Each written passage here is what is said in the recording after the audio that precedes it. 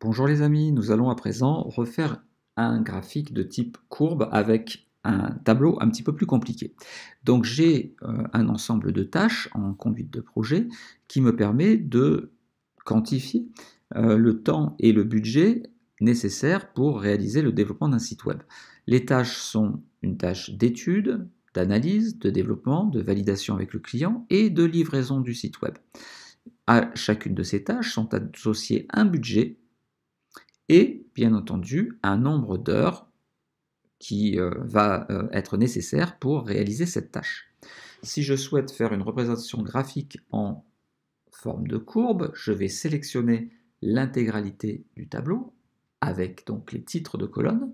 Je vais faire insertion graphique de type courbe et je retrouve l'ensemble des courbes que j'ai expliquées dans la vidéo précédente.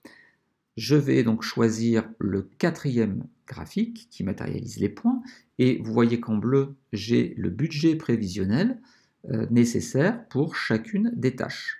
Étude, analyse, développement, validation, livraison. Par contre, au niveau du nombre d'heures, j'ai une droite. Alors cela s'explique tout simplement parce que les nombres sont extrêmement faibles et mon échelle en fait va de 2000 en 2000.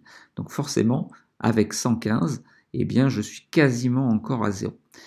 Alors, pour que cette deuxième courbe soit mieux représentée, il va falloir que je représente un deuxième axe sur la droite, un deuxième axe des ordonnées qui représentera le nombre d'heures, puisqu'en fait, dans l'axe des ordonnées, j'ai une représentation en euros, ce qui ne correspond pas du tout au nombre d'heures.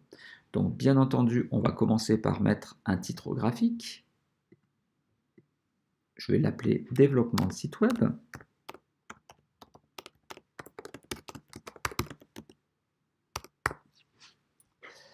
Et puis, je pourrais rajouter effectivement, là aussi, comme dans la vidéo précédente, un titre, un axe horizontal ou un axe vertical. Néanmoins, je ne vais pas le faire là parce qu'en fait, ce que je vais souhaiter faire, c'est rajouter ici sur la droite un deuxième axe. Alors, on va sélectionner le graphique, la courbe qui est pratiquement une droite, et je vais faire un clic droit dessus. Donc là, vous voyez, hein, j'ai l'ensemble des points qui sont sélectionnés, donc je suis bien sur cette courbe. Et je vais aller dans format de la série de données. Et par défaut, j'ai axe principal ou axe secondaire. Je vais donc définir un axe secondaire. Et vous voyez que là, cette fois-ci, j'ai une deuxième courbe rouge qui est tout à fait lisible, où on voit bien les augmentations, les diminutions.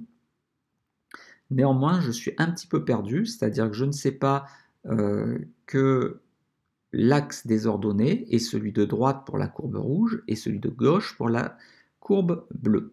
Alors ce que je vais faire, c'est que je vais sélectionner l'axe des ordonnées, et comme ma courbe est bleue, eh bien je veux peut-être mettre à mon format de l'axe, on va peut-être écrire en bleu. Donc on va aller dans Accueil, et là on va aller choisir une couleur bleue. Même chose à droite, le nombre d'heures, eh bien je vais le mettre en rouge. C'est pas le fond que je vais mettre en rouge, donc je vais le mettre en rouge. Et ainsi, vous voyez que l'axe est en rouge. Ici, je vais peut-être revenir ici et essayer de mettre un titre à cet axe-là. Donc, on va retourner dans Création du graphique, Ajouter, Titre des axes.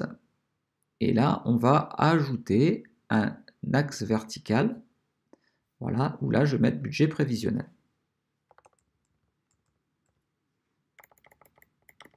Ça, au moins, ça sera clair. Budget prévisionnel.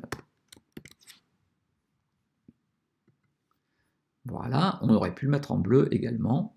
Accueil. Et on le met en bleu.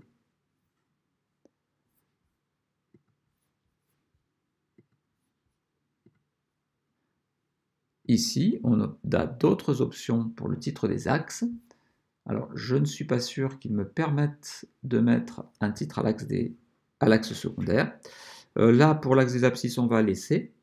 Et ce que je vais souhaiter faire, rajouter, c'est peut-être changer un petit peu l'axe. C'est-à-dire que ce que j'aimerais, c'est limiter l'axe du budget à 18 000.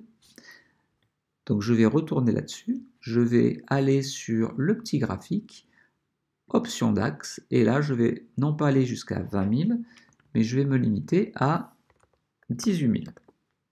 Je vais faire la même chose ici, sur l'axe des heures, je vais le limiter à 120. Voilà, donc j'ai retravaillé ainsi l'axe des ordonnées, les deux axes des ordonnées. Enfin, ce que j'aimerais, c'est peut-être rajouter ici le nom de la courbe, c'est-à-dire que rouge, j'aimerais que ce soit marqué nombre d'heures.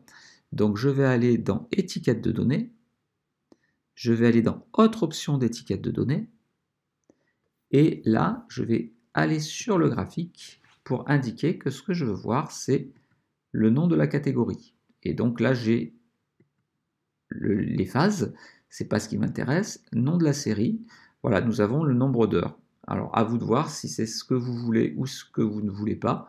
C'est vrai que c'est pas très joli, donc du coup je vais l'enlever et on va le laisser ainsi.